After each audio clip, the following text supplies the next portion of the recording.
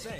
No. There it is. Let's hear it. Well, let's hear it. Talk to me. Uh-oh. Beadle and Decker, taking on sports talk like no one else. Michelle Beadle, I'm just helping. I'm helping America one by one. Cody Decker. I 100% believe in revenge. Revenge is a great thing. Back to the sports. Back and ready for more. Every time I tune them out, they pull me back in. It's Beadle and Decker. Here's Michelle and Cody. Hello. Happy Wednesday, ladies and gentlemen. How we doing? Oh, man. Are we good? Are we good? Hey, Mom, can you go into the sound and get rid of that button? Because I hear myself. Thank you very much. Sassy. So, how are you? How is Austin? How was the Good. basketball for you last night? I did not watch basketball. Michelle Beadle. It was the Oklahoma City Thunder. They got another one. They play again in 2 weeks. Yeah, no, I kept up with it, but I am out here to have a life, and so I did not watch the basketball game last night, but I did keep up with it. I periodically did check in. It was a good game. Very aware of everything. Yes, I know It was a everything that good happened. game. I know how it played out. I know who did what. I know the pregame ridiculousness. I know all of it. Good. I look forward to talking about certain things in that matchup. But right now, Michelle, I don't know if you saw everything we predicted for the last couple of weeks is exactly what took place yesterday. Ladies and gentlemen, boys and girls, children of all ages. Mike Tomlin, your nightmare at Pittsburgh has finally come to an end. All of these playoff appearances and constantly over 500. Nope, no more of that. Mike Tomlin steps down as your head coach in Pittsburgh, and based on what I was getting on Twitter yesterday and Instagram yesterday, and all of our listeners, even our DMs were kind of active a little bit with this. All those Pittsburgh fans pretty fucking happy. I get it. It's not. What was the alternative? Stay there and just keep doing the exact same thing over and over again. Yeah. So the sex is a So that little you're boring, just but good whatever. enough to make it. Yeah, you're just good enough to make it to the playoffs, but you're also too good to ever get a good draft pick. So you're never gonna have a quarterback. So you're always gonna just be floated. Like, to me, it doesn't mean you have to hate Mike Tomlin in order to have made this move. It just means it was time. And honestly, he's gonna be just fine. I don't want him to go do TV though, although that seems to be a very loud murmuring out there. I really don't want to. Now, it's not that I don't think he's a charismatic cat. He is unbelievably charismatic. He's a one-liner machine. But I want him on the field coaching somewhere. And listen, there are a lot of open coaching jobs, and we will get into each one of these for Mike Tomlin, just like we did with John Harbaugh. But I can't stress this enough. Looking at Mike Tomlin and what he has accomplished, there are a couple of teams that immediately just scream out would be phenomenal for him. I am not saying this because I'm a diehard Raider fan. I just want you to hear me out on why I think the Raiders would be a phenomenal place for him. Just hear me out. Just hear me out. The Raiders, have made it abundantly clear that they're going to pay head coaches. They are paying 4 right now. So he is more than happy to collect some more of that money. 2, he's a somewhat of a steady hand, of which the Raiders simply haven't had since the 70s, it seems, at this point.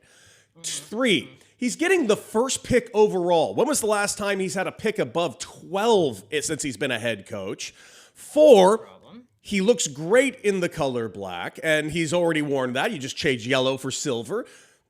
5, it's Vegas. You love Vegas, Michelle. No chance. No chance. Why would he want to go there? Like, I heard, I guess his wife has something to do. She does like some fashion. She's got her own company or whatever. And I was like, oh, the Giants. Although I did see Harbaugh's interviewing with the Giants, I think, today. But He is. That being said, like, no, we're not going to Las Vegas for Mike Tomlin. I don't think he'd like it. I think he'd just be like, I'm over this circus. This is just a lot. I mean, think about it. From Pittsburgh, steady hand, one of the stalwarts of the league, to like Las Vegas, Nevada. No offense. I love Las Vegas much as the next guy, but not for Mike Tomlin. Can I throw out the other team that to me makes a lot of sense? Okay. I know some people might scoff at this, and I know it's Lamar Jackson could really use a coach like Tomlin. And I'm just saying, Lamar Jackson is a type of quarterback that I think he's a unique cat. And when I say a unique cat, like he's a Southern guy, he's a different type of guy. His mom's his agent. He's not your prototypical type of quarterback. And the guy has only been barked at by old white men his entire career. I can you imagine Mike Tomlin having a quarterback of the caliber of Lamar Jackson?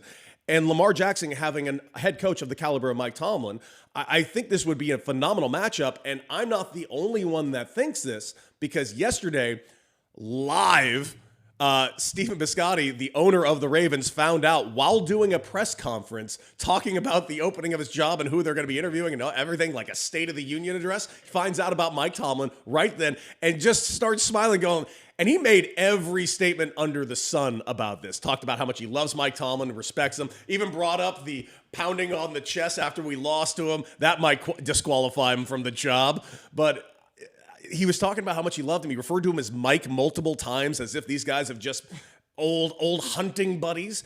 And Michelle, would it not be fucking hilarious if the Baltimore Ravens and the Pittsburgh Steelers decided to wife swap their head coaches? Literally talked about this at dinner last night. I was like, let's just cut out all this ridiculous interviewing, what have you, and just switch them up. Like, it would be. I also find it funny that this candidate pool. By the way, it's Biscotti. I love that you made his name a dessert. I've heard it both ways. Well, I'm telling you, it's one way. You don't have a last name. It has to be said two different ways. But yes, it is funny to me that this candidate list, this pool, has just progressively every day gotten bigger and bigger. Because, like, if you know, one day you're John Harbaugh and you're like, I'm the number one pick on the candidate list, everybody wants, and then all of a sudden Mike freaking Tomlin is like, yeah, no, I'm leaving too, dog. Like, I'm out. So I just, to me, that little story within the story is sort of fun to watch. But wouldn't it be just easy, simple paperwork? Like, although, God, I don't know. Yeah, it makes sense because you have a quarter. Because that was the thing. Somebody asked me, like, where would Mike Tomlin go? And I was like, well, you have to go where there's a quarterback, and not everybody has a quarterback, and you definitely have a quarterback in Baltimore. I mean, I'm here for it. I'm wondering if he does. I don't know how he feels about Jackson Dart. Maybe he loves him. Maybe he doesn't. But the Giants thing might be interesting, dude. The Giants are a very interesting team. I'm not entirely sold that the Browns aren't interesting with the Shador of it all right now. Now, I don't think it's a very attractive job. I just think it's interesting. Not. I just think it's an interesting spot. I would if that's what you're then you go do TV for a year. Okay. The only job that I think that's like fully available right now that I do not find attractive at all is the Arizona job. I just feel like that's a job that's just stuck in the mud. You have no idea what you're going to be getting. Who's your quarterback? Is it Jacoby Brissett? Kyler Murray looks like he's on the out, so whoever comes in is going to want to start fresh. The only reason why I think listen, I'm not stupid. I know they're the fucking Raiders. I know the Raiders' job is not attractive unless you want to get paid for 1 year and then get paid out for the following 5 years. Which is kind of cool. But the fact that you're able to go into a job with the number one pick, I mean, you get to pick your guy for the foreseeable future. Yeah. Also, who's to say he doesn't just take a year? Like, dude's been doing the same job for 2 decades. Yes, he has. There's nothing wrong with taking a year, and you are coveted. You will, if working is what you want, that's not going to be an issue. Fox is already, I guess, they're the front runner to land him if he decides to do a little. Do they just unlimited money? Hoping he does, because that was the other thing. Is he going to do studio? Is he going to call games? Like, what does he want to do? Their studio is, they have like 97 dudes. Like, it's a little stupid. It looks like a parody, but it's Mike Tomlin. It is. It's just. I'd take a year. I have a also separate question that I do think is I kind of alluded to it real quick, Michelle. I'm just thinking this. I get why the Pittsburgh fans are kind of celebrating and moving on and kind of starting something new. I do understand every aspect of this. I really do. Yeah. My question is, what are they going to say next year when they're below 500? What are they going to do when they're under 500 next year and they miss the playoffs? Is it going to be that's fine? Rose-colored glasses like, oh, this wouldn't have happened on the top one? Do you hear what you're saying? Do you hear what you're saying? Yes. That the goal is to what? Somehow just sneak in barely above 500 over and over and over again. I would rather have an absolute crash and burn period of rock bottom to begin that rebuild, because that barely above, I think that's way worse. Way worse to go 9 years in a row of just like, cool, we snuck in to make nothing of it. Nothing. We don't get any picks out of it. Mhm. We're not going to have our franchise quarterback on the back end of the nothing. You're just going to do the same thing the next year. And that's sort of why we're here. Like, that's not good. I think as a fan, I would absolutely hate it. I would 100%. Again, not that I hate Mike Tomlin. I just need this to be different, period. So I don't think they're going to say anything. I think the expectation will be probably that we're not going to be very good, but we have to be not very good to get what we need. And that's the price you're going to have to pay. If you're a realistic fan, yeah, you're going to have some fans out there that don't know how anything works, but I don't listen to them. So it's fine. There's another thing that was said by Bisciotti yesterday that I really, really thought was interesting. And it's just kind of telling me where the state of coaching in the league is. And tell me if you got a completely different read. Because he was asked a question, if that kick was made, would John Harbaugh still be your head coach? And he responded, for a week. As in, he was already going to be fired no matter what, and that was the decision. And it's not like it's not a borderline legendary coach in John Harbaugh who had a ton of success. Like Tomlin, 5 straight playoff appearances being one and done? Yeah, I get it. Harbaugh hasn't been in that position. They've won playoff games, and they've just run into an occasional buzzsaw and a down game here and there. But to hear him say that as coldly like that, maybe go like, what exactly is the coaching situation in the NFL? Is it just championship or bust every single year with these guys? No, because when's the last time they won a championship? It's been a while. That's what I'm saying. Like, again, I know it sounds so cliche when you have a breakup where you're like, it's nothing you did. It's that I genuinely believe that. I think it's just that it ran its course. It's stale. We're not getting past a certain point. We're just sort of treading water. We're stuck in the mud. Whatever cliche you want to use for this ain't working, then that's what it is. Now, I don't know whether there's personal angst between those two dudes. I don't know either one of them. Maybe there is, maybe there isn't. But I genuinely believe it was time. You lose the room. Maybe your voice is no longer being heard by the team. Maybe ownership's over it. Maybe they're just looking around the league going, man, things are changing. We need a fresh start. Like, I think all of those things are absolutely like items or opinions that I 100% agree with. Like, it's just time. And again, in both these cases, these coaches are going to be great. Like, they're going to go off and be great. And there will be maybe a moment if they go off and strike gold in their first year or two out. Yeah, sure. They're going to go back to the Bashottis of the world and be like, ooh, how's that feel? It's inevitable, but I still think the move had to be made. I still think there's no regrets.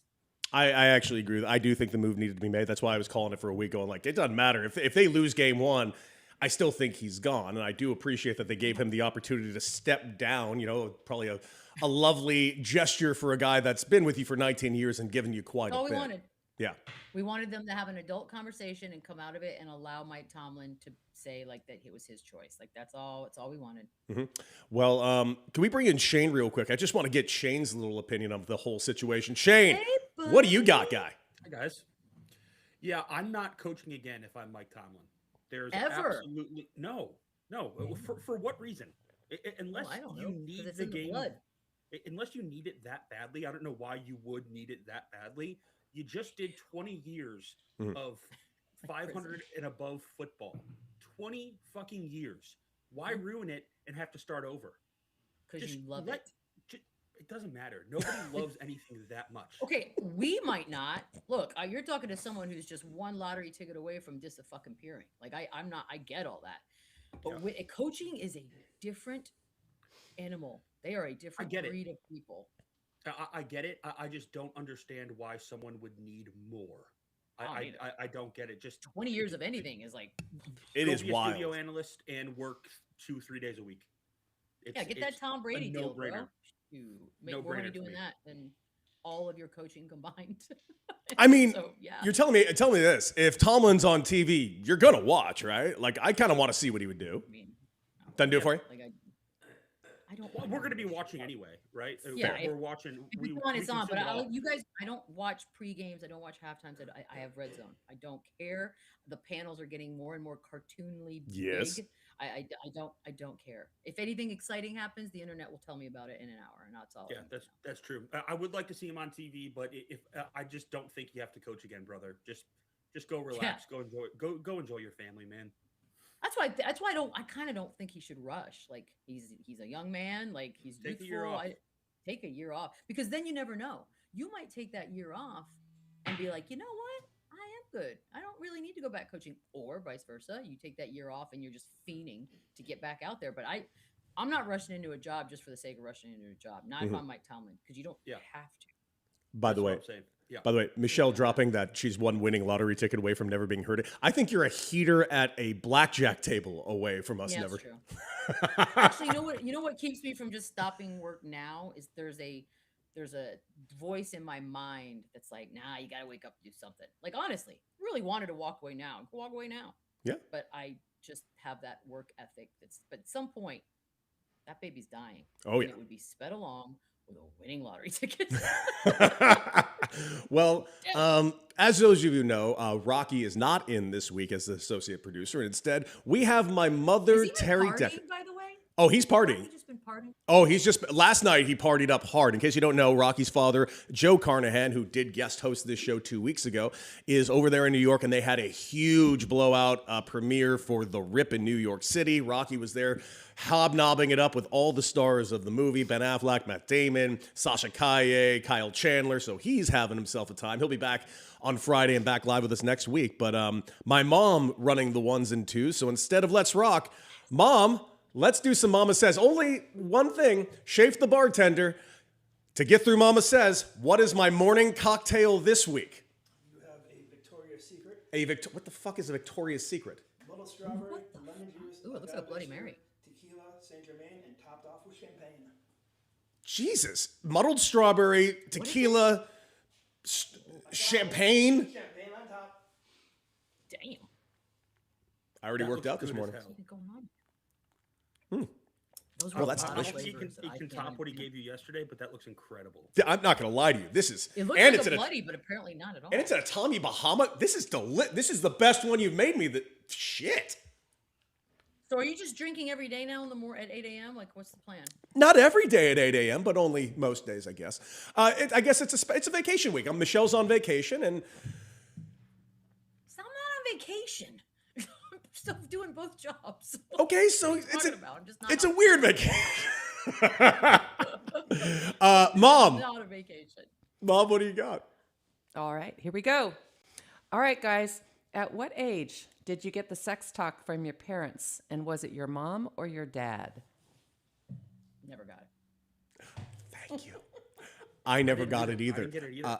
Yeah, I never got the sex talk from my parents. My mom adamantly says she did give me the sex talk. It never took place. Never at any point did we. But that was also because Why my is she saying she did it? because our family was already very open about sexual shit ever since I was little. Like by the time I was the age to have the sex talk, like I've been to 3 gay pride parades. I've watched R-rated movies for years and seen plenty of sex. Like it really wasn't a big I thing. rode the bus to school. That's an Yep. eye-opener. I mean, by the time I was 13, I had seen some shit here in Santa Monica, California. The only thing she did do, and this is true, at the age of 13 on, in my Christmas stockings, there was always a box of condoms in there. 13? 13 on. 13? You talked to her about it. It wasn't my decision. Better to be alive. It was during the AIDS period. 13? 1998 was not the AIDS period. In my head, it was. Jesus. When was the AIDS period? It was like the That's 80s. Magic right? Johnson. I don't know. Yeah, 80s. Well, technically, once the AIDS period is, then it sort of just keeps going. That is true. I guess it's a never-ending period. Correct. Okay. So I guess she's right. Nuts. Okay, so none of us really got one. Okay, good to know. No. Good to know. So depressing. Wow. Explains a lot. All right. Here we go. What is your go-to karaoke song? Michelle, If I could turn back time from Cher. classic. Oh, that's a fun Classic. I'm a big fan of picking a song that really gets a crowd going, but I have one song that I always go to first, and it's because I do it better than Billy Idol ever did. I go with Rebel Yell by Billy Idol, and then if I'm really feeling squirrely, maybe some Twist and Shout, Ferris Bueller style. Okay. No. You can call me Don't Al, like either Paul one of those. Simon. Oh, really? I've- Interesting I- choice. I think. I have a very specific opinion on karaoke. I don't believe that you should choose a karaoke song where you have to look at the screen. If you're doing karaoke, I agree. You Agreed. pick a song where you don't have to look at the screen. Completely 100%. agree. I love that. 100%. Yeah, because I've been around a lot Also, of shitty karaoke. I think you should like have fun with karaoke. Of course. Like, I don't think you should get up there and scream. I hate when people get up there and just scream, like shrieky.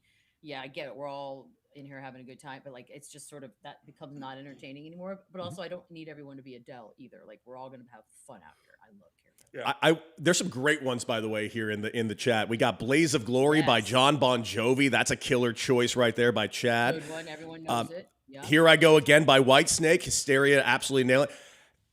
Take It on the Run by REO Speedwagon. That's Joanna in Arizona. Good one. Great Good one. call. I had God. some wine last night and listened to a Foreigner record, so that was like kind of like I feel like this is the vibe right now. I Want to Know What Love Is. That Foreigner record.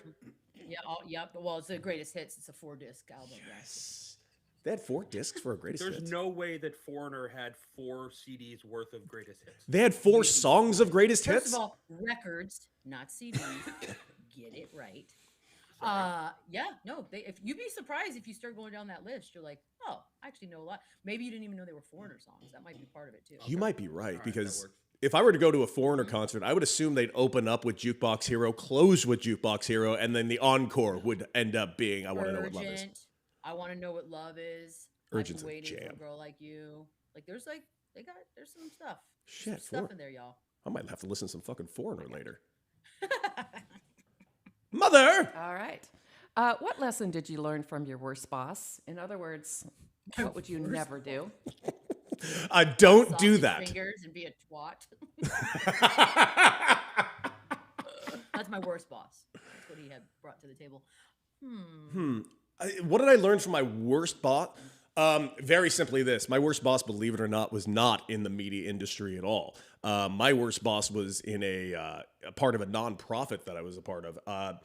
Jesus. Try not to when you're in your 60s or 70s, do not run a company as if it's middle school and you're playing telephone at all.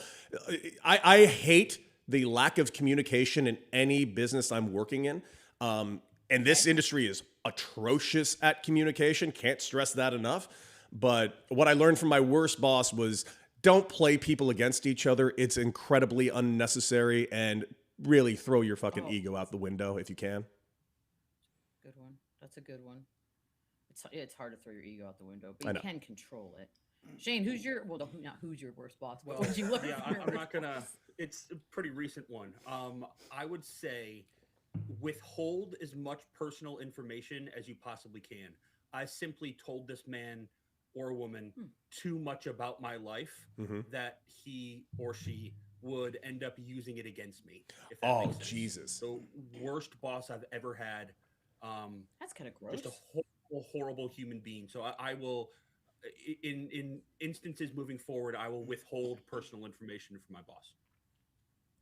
Actually, that's a good lesson. It is. Also, just because they're not your friend. Like it's at the end of the day, Yeah. they're definitely not your friend. Yep. I like that one. I actually might steal that too. 'Cause Yeah. I Yeah. do tend to like. It's hard. It's hard when you're with somebody every single day. You talk about your life. It's natural. But Yeah. I talk too much about my life that it was used against me. By the way, Scott. I mean, I'd yeah, like to loves say I that. learned to not be brutally honest, but I also think you should be brutally honest. Like if you have a open relationship with your boss, you should be able to sit down and have a conversation about like, some of this shit's not right. Let's talk about it and figure it out. You should. But what I've also learned is that some bosses cannot handle that, and they're tiny little men, and so they will hold that against you and not like it. So I don't know that I'm changing that, but I did learn that. By the way, Shane, everybody in the chat completely on your side. Very good advice, Shane. Never trust anyone, but especially anyone you work with/for. It is that simple. Yeah. Sometimes you learn the hard way. Sometimes. Yes. That is fair. Always do. Mother. All right. So, what is your favorite thing to do on vacation? Ooh. Nothing. Absolutely nothing. If I go on a vacation, it means I'm trying to go to a place that's beachy and stuff. Now, I'll definitely tour around, see all the sights. Like, make no mistake, I'll do that. But my favorite thing to do is find a spot that has a view and do fucking nothing.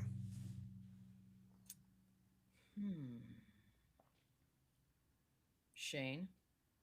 I'm an itinerary guy. I'm a planner, unfortunately. So I like to do as much as I can.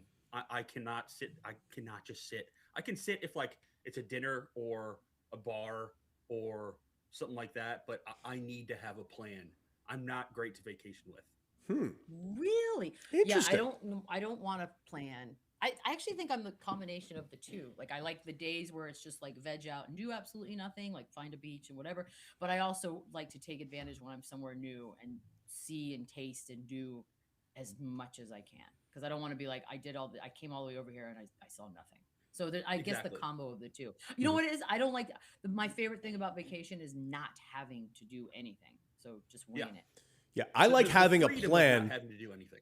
No, I like having a Yes. plan. I just like not being married to said plan. Like, I don't have Correct. to do all these things, but I have it kind of Like, I don't have bullet to set an pointed out. alarm. I don't have exactly. Like I just get up when I get up and then start the day.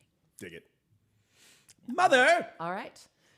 Oh, this is a good one. Why were you sent to the principal's office in elementary school? Fighting. Talking back. I never was. What? What? No, never. I You were was just- a great kid.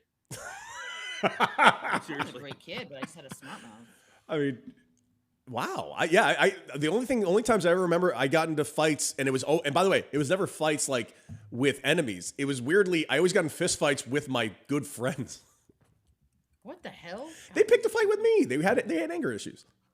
That's not. Well, you went in it too, so you clearly also had anger issues. I was just ready for good old scrap, good old fisticuffs. I just got sent because I would like talk, and then if the teacher said something, I was sort of sarcastic under my breath. So that's sort of how I ended up. I one semester I had to alternate with my buddy Mike Watkins. One of us had to sit in the hallway every day during that class, alternating because we couldn't behave.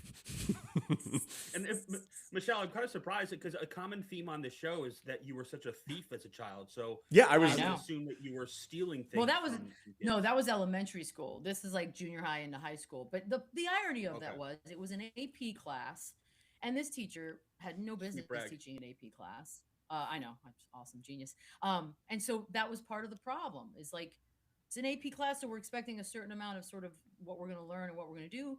And this crazy woman would walk in there talking about how she had a chili relleno for lunch and the meat's making her tired. Like, that ain't it. That's not AP. So, yeah, we're going to have comments about that, and we're going to sit in the hallway as a result of it. By the way, the chat is very interesting. Tavio 775. I guess we have to have a conversation with Tavio. He said, "I got jumped by 3 girls for not going out with their friend." Jesus, Tavio. Okay, that She must not have been there's hot. there's a story there. Man, I know. can't wait to learn more about that one. Invested. Mother. Okay, your final question. Michelle, Cody, why do neither of you love your parents enough to give them grandkids? Oh God. God, you're the worst. Icky and so You're gross. the fucking worst. You know why? Because I know what my sister turned out to be, and I ain't taking that chance, and never was. You know I was why? a Because sociopath come into the world, and it's my fault. yeah. You know why, Mom? Because fuck you. That's why. Jesus. This is Cody. This is pressure. This is Michelle. This is say that. she's putting pressure on me to give her a grandchild, and I don't think that's the right thing to do. Yeah, but you have time. You can do it whenever you feel it. You can do it when you're 80. I don't want to do it when I'm 80. But you can. Yeah, that is true. I probably can, but Also, I don't think we're not breeders. Like my siblings and I don't think we were breeders. I was never nurturing. I never liked babies. I didn't play with dolls that way. Like I didn't go, "Oh, look at your I still don't go, "Oh, look at your baby." Matter of fact, if we're going to keep it real, 90% of babies are kind of gross. So, there's the occasional pretty baby, and that pretty baby gets attention. Mother, I do love you enough to give you a grandchild at some point, maybe. We'll see how life progresses. Someday.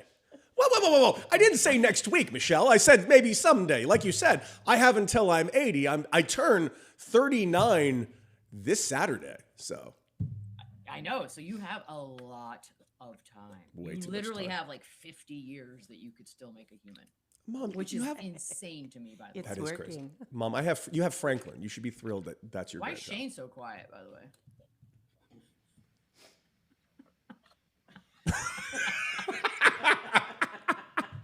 Shane. Yeah, no, I do love my parents enough. I just have not been put in a situation yet. Couldn't I make the argument that I love my parents so much that I didn't have kids? Because God knows how many people use their parents as free babysitters, and I don't think that's love. I think that's assholery. Mm-hmm. You know, it's And, selfish. and I would also argue that if Cody gave grandkids with the marriage that he was in, that would be a nightmare. Oh my Boy. Absolutely. God. Boy. Thank you. Yeah. Thank Yeah. we all I- agree on that. Yeah, we got to put that out there. Boy, that is a Sweet a Jesus. bomb that I'd be strapped to for another several years. Thank God. Thank God. Man, it's like you were booked on that Malaysian flight and then the last close call. Booked on the lady. Malaysian flight. Close call. Oh wait, Oh. still haven't found it. That's weird. Yeah, well. Anyways, that was a rousing day of Mama Says. Thank you, Mother, yet again, for crushing it. We're all very proud of you. Thank you, Terry. Thank you for that. Michelle, I have a very serious question for you because Anthony Davis yesterday tweeted out this great thing telling you, y'all need to stop listening to people on these apps. Anyways, I opened an app this morning and it told me Anthony Davis is getting hand surgery. What do I believe? He's not having hand surgery. He's not having hand surgery. He's not having hand surgery. So That's what what he was responding to. Shams tweeted that he was having hand surgery. Apparently, he got like second and third opinions. He is not having hand surgery and will be reevaluated in 6 weeks. I just find it funny because, okay, let's say you were gonna. I mean, first of all, if it's a ligament injury bad enough to last 6 weeks, then you probably could have had. It's probably a 50-50, right? It was an option. Yeah, we could do surgery, or you could not do surgery and rehab it that way. So I have to believe the sensitivity. And by the way, just as a backstory to Anthony Davis on social media, he has tweeted twice in 4 years. I know. Twice. So that's one of them. That's crazy to me. But I have to believe. Look, I feel for Anthony Davis. Like So this do is I. all just messy, and it's never really gone ideally. So maybe he's feeling like, hey, I'm not going to tell the world I'm out for several months and then I'm just irrelevant and not able to play. And I won't, because who knows? I don't know if he's going to be in a Mavericks uniform once February 5th rolls by. Like, I have no idea what's about to happen with Anthony Davis. But the fact that he was sensitive about that was very telling to me. You say it's telling. Explain, like, what exactly do you think is more telling? Is it just that he's over everything, or is, like, listen, because I agree with you. I'm going to say this phrase, and I do mean it. Like, kind of poor Anthony Davis. This guy has just been dragged through every fucking ringer. Before he even was traded from the Lakers, like he kept calling him street clothes because he was never on the court, and then finally he has one season where he kind of is on the court a ton, and it was a great year, but it was just 1 year out of the 5, and it's just poor dude, man. He's got a bad body. Like, unfortunately, he's just got one of those bodies that's like it just betrays him left and right in all ways, and so. Yeah, look, I mean, the guy's made $1 gazillion. He's got to be fine, but it's got to be. Look, I know that I roll my eyes when I see Anthony Davis grimace on a floor or be, in pain because you're just like, seriously? So if I feel that way about it, I can't even imagine how he feels about it. Like just when you think, all right, we're going to get back out there, this is going to be the beginning of something cool. Nope. Your left hand decides to get hurt. Like, it's always something. And that's got to be exhausting because it's exhausting to all of us who are just watching. And let me ask this question. Do you think we're ever going to see the Anthony Davis, Cooper Flag, Kyrie team up at any point? I don't know because I don't understand if he were to be traded. Like, I'm not sure how that market works, like what it looks like. Obviously, if you're willing to trade for Anthony Davis, you're really doing it on what you deem to be still the potential that's there, or just the off chance that you get a little stretch of health. But yeah, I would like to see it. It seems pretty wasteful to do all this and then not actually get to see it come to fruition. I don't know where the Mavs are. I really don't. Like, you obviously have Cooper Flag, that's the future, but you're really not a good team. the future at the moment is pretty dim. I know Kyrie plans to come back at some point this season, but then if you trade Anthony Davis, do you just go ahead and keep Kyrie on ice and let him heal 100%? Like they're just really in some sticky mud. Like it just, again, talking about, like we started the show talking about the Steelers sort of being stuck in this weird loop of deja vu. Like I feel like the Mavs are in a more grim version of that. But that's so wild to me. They were in the finals 2 years ago. It's just, it's for a team to be in the finals 2 years ago to just be stuck is such a wild thing to say out loud. Crazy. Man. I know, but like, I know everyone wants to say they were in the finals 2 years ago, but that path to that final, it wasn't like they were the fifth seed. Like that is true. Like they were dominant and everyone saw the Mavs coming. It was sort of like things fell into place a little bit that year. That's why when people were like, Luka was, I'm like, slow down. They were there. Yes, I will give you that stats, but. Well, can I ask you one more question about the NBA before we move on? Very simply this. You mentioned you didn't watch the game, but you kept up on the game last night. I did watch the game. SGA had 35 points, like 5 rebounds, and he dominated the second half. Do you put a lot of weight into this matchup or do you kind of pull back because no Lou Dort, no Hartenstein, so team wasn't exactly at full strength? Actually, no, but they were fuller than they had been. Other like Isaiah Joe was out there, the other Jalen Williams, like they had guys that were available last night that had not played in some of the previous matchups with the Spurs. No, this is to me is I know people don't want to use rivalry. I think we've sort of old school rivalry, like there was actual hatred. I think these two teams are beginning to genuinely dislike each other, which then means the fan bases will genuinely dislike each other, and then you have a full blown rivalry. They do play again. They have one more matchup on February 4th until I'm assuming the end of the year when the real games start.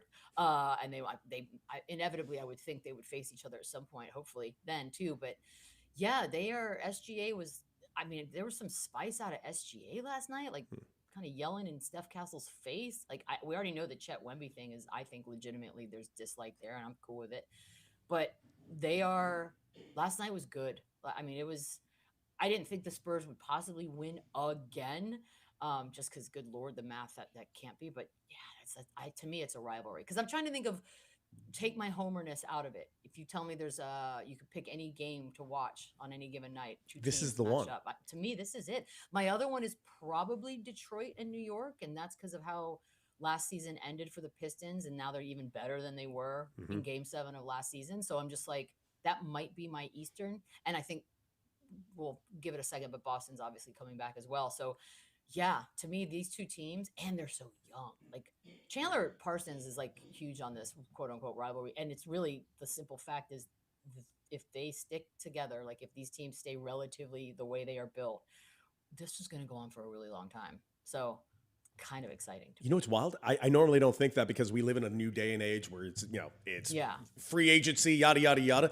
This really does feel like two teams that weirdly could stay together for like the long haul, and I want to see it like completely. I mean, look, you're going to lose a couple big pieces here and there because of money, and that's fine. But if it relatively like the core stays like this, oh my god! I mean, basically, SGA and Wemby are going to be around for a really long time. What that looks like around them, given the two organizations, I think will always be good. So, yeah, I'm in. Here for it. I'm way in. It's gonna be fun.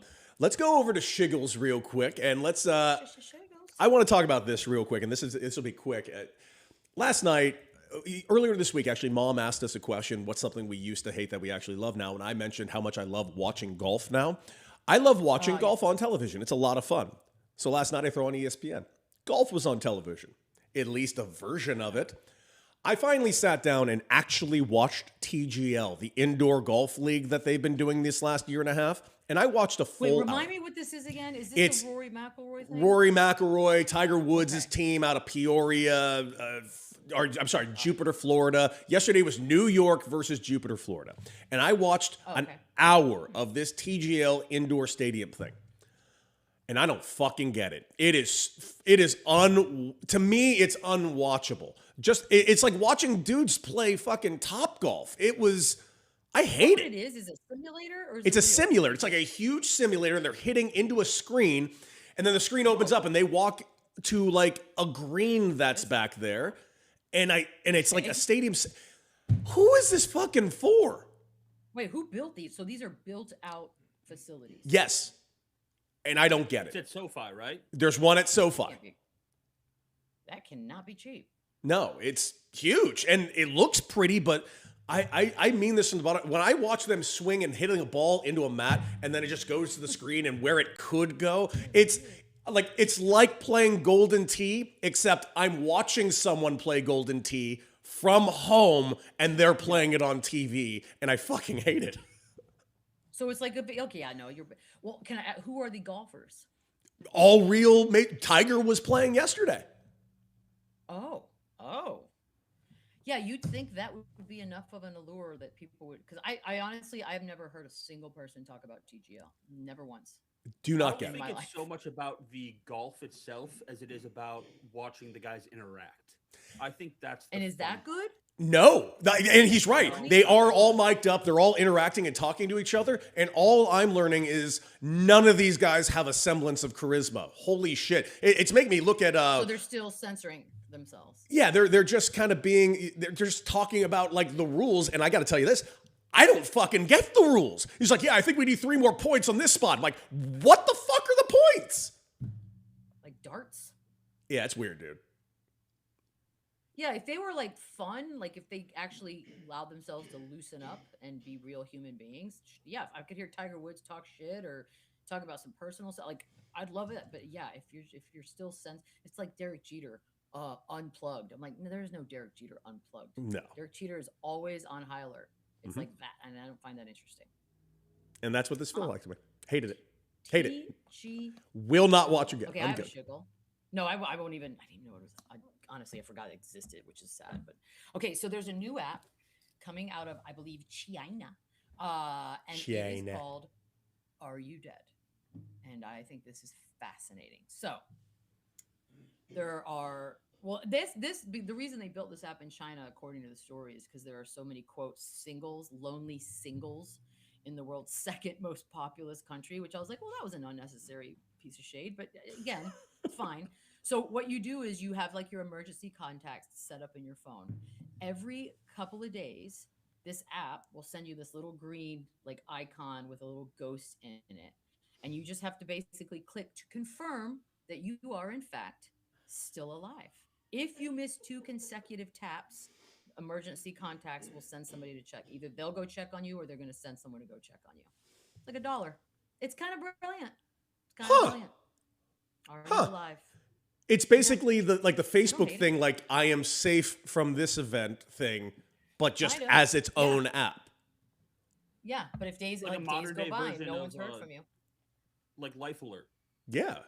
Yeah, correct. Mom, you got to get that I app. kind of liked it. Mom's going to get the app. We're going to keep her alive. Everybody needs to get the app Yeah. because if you go like, I mean, look, if I go 2 or 3 days and no one's heard from me, that's kind of weird. But Shane, you going to get the app and share that with me? No, I'm Oh, okay. not getting that. That is the most. That is such a downer. It is. Confirming to your phone that you're. But it could alive. happen. You could fall down in your house and no one's checking on you, and next thing you know, 3 days have gone by. I've got people in my life. I've got people in my life that if they don't hear from Now me in a you few do. days, they know something's going on. Could be like one of those 127 hours situations. Remember that time when James Franco got trapped for 127 hours? Huh? That was Yeah. real. He's still there now because we haven't heard from him ever since. You know, if you watch 127 hours backwards, it's a really inspirational story about a guy getting his arm back. Oh, that's a good idea. It's amazing how he was able to use that switchblade to reattach the arm. Yeah, watch it backwards. I can't imagine thinking that and then having to do it. No chance. No Shane, chance. Shane, you got anything you're shiggling about? No, I don't have a shiggle today. I'm not in a shiggling mood at the moment Why not? because it snowed again. Oh. It snowed again. I woke up this morning to a ground covered in snow. How much snow? Like a pretty snow? What are we looking at? Like an inch maybe. I'm sorry, dude. Not that much. I mean, it's chilly here, if that makes you feel better. Oh, it's Yeah, I'm just stunning kinda- here in Los I know Angeles. I said yesterday like all I need is Chicago, but I'm just kind of tired of it. Well, You're the one that's I mean, like a love-hate relationship with Chicago right now. I got to get a hold of all you guys because there is a golf tournament next Friday that we could all play in here in Los Angeles. So Everybody pay attention to their text thread later. Okay, fair enough. What do you say, Shane? Why don't we do a couple of your quick hitters before you shut it all down, my man? Sure. Yeah, I got a few for you. For those not aware, and I do not understand this at all, LeBron James is wearing a patch on his jersey commemorating his 23rd season, the longest in the history of the NBA for one player playing. Great. What the fuck? What the fuck? Why? Why Fucking is hate it. just LeBron? Why did we create a patch just to commemorate him playing 23 seasons? So that gives a Shane, flying fuck? because when you collect Topps cards, you might be one of the lucky recipients of a little piece of one of those patches from the year 2025, 26. Like, what do you mean? Why? I'm tired of the glazing that this guy gets. So tired of it. Well, then you probably didn't love JJ Redick last night waxing poetic about how I can't believe people talk bad about LeBron. I was like, bro, first of all, I don't know why you're defending him. No. He's a grown ass man. Secondly, like, plenty more people say positive things. Plenty. God. Like, just stop. Nobody goes off on LeBron. Look, Skip Bayless is no longer around. So, like, who are you talking about, bro?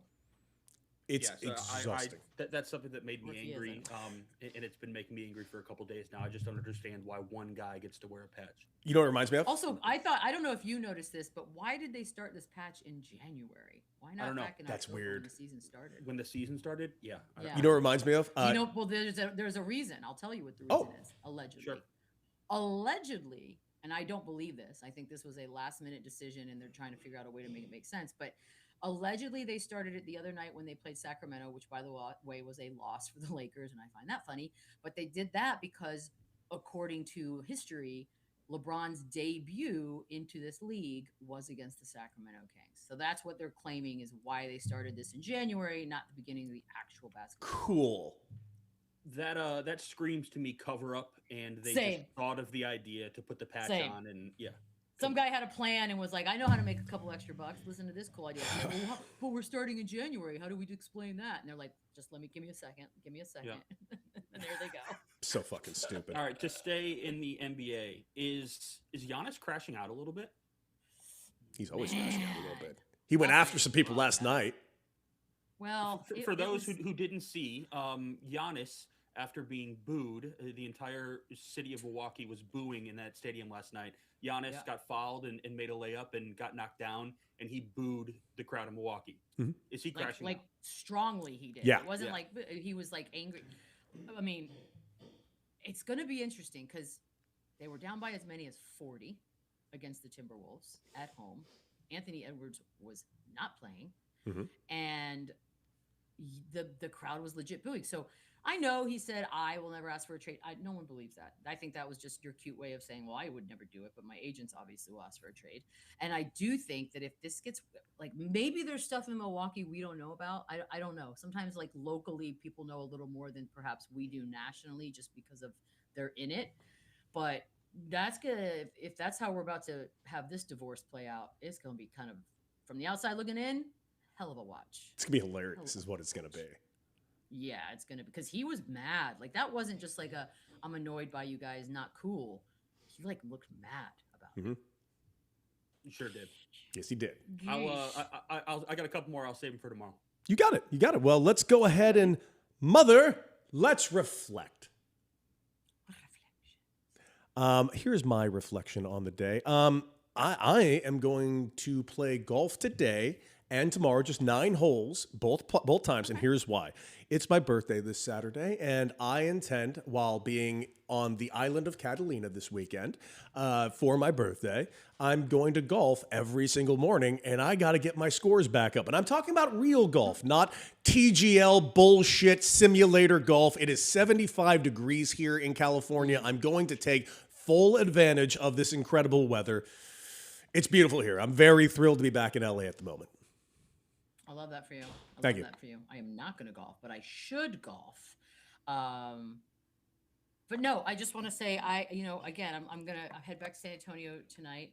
And I've had an absolute blast here in Austin, but I had a meal last night that was fucking amazing. And I hate to be one of those people that tells the world about a meal that you don't care about. But like, if you are ever in Austin, go to a little restaurant called Birdie's and then thank me later.